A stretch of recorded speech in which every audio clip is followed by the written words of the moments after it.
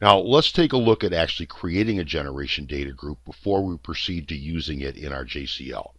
So in this case, we're going to use the TSO ISPF VSAM utilities to generate the control statement for us to be able to create a generation data group that we can then use in our JCL.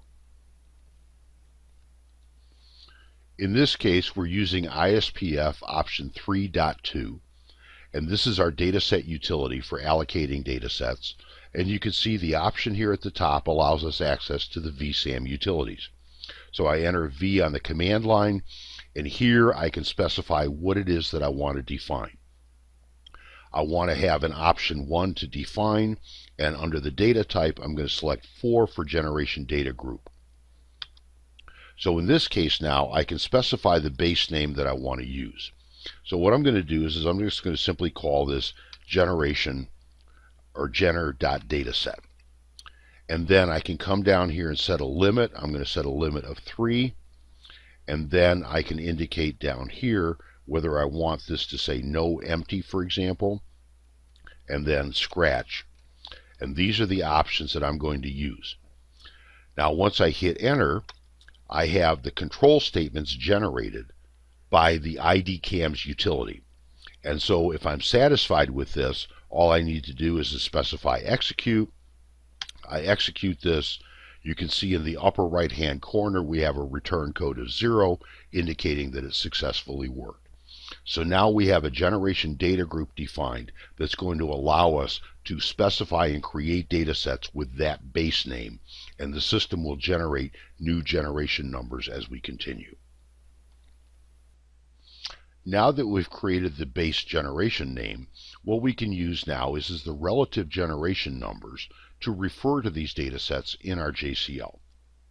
So in particular, what we're going to use is a relative number, and 0 represents the current generation.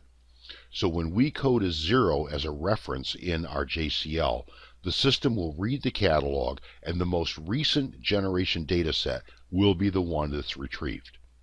If we want to create a new one, we are going to use +1, and if we want to refer to a previous generation, we're going to use the -1.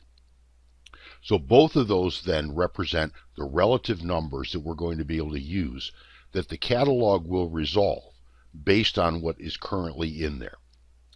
Now, since the catalog has to be read in order for these generation numbers to be set, once a job begins, whatever the relative number is at the beginning of the job is the number that will be retained throughout the job. If you were to rerun it, then the relative numbers, of course, would be different if you've created a new generation data set. This may seem confusing at first, but the point being is that if I create a new generation, that will be +1. If in a later step I want to create another generation using the same base, I would refer to it as +2, since +1 has already been created within the same job. However, when the job ends, if I were to rerun that job, then the current generation that I've just created would become 0, and then of course any new generations I would create would be +1 or +2 or whatever the case would be. And the same thing with the use of the negative numbers to reference previous generations. We can only reference the number of generations that we have specified in our limit, and so that once we've exceeded that limit, if we are automatically deleting the data sets, then those data sets will be gone. They will be unavailable for reference. We can also explicitly specify the data set name, including the specific generation number that the system has provided. But generally, you'll see the use of the relative numbers as the vehicle for being able to retrieve this information. So again, we can only go negative as far as the limit of what we have retained, and basically the generation numbers then, we have to be conscious of when they are set. And the easiest way to remember that is at the beginning of the job, the catalog is read to reflect what the current values are.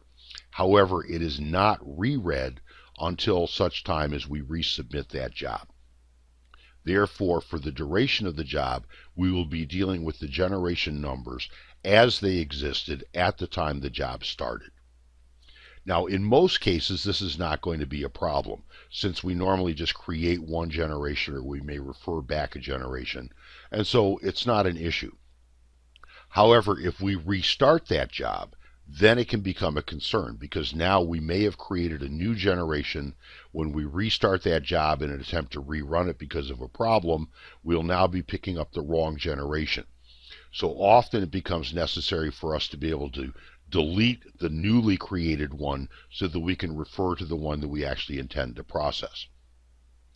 This is another instance of where often symbolic values will be used so that they can be easily changed to change the generation relative number to reflect what it is that we actually want to process.